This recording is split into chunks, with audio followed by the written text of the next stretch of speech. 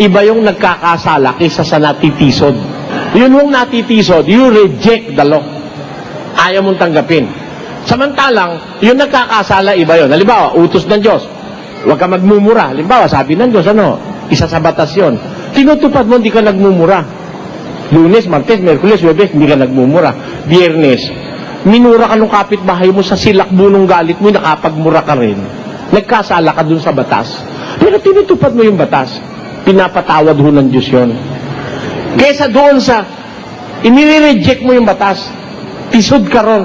Ayaw mo, hindi ako naniniwala dyan sa batas na yan. You know, masama. Yung kahulugan ho nung, you are stumbling on one point, is rejecting one point of the law.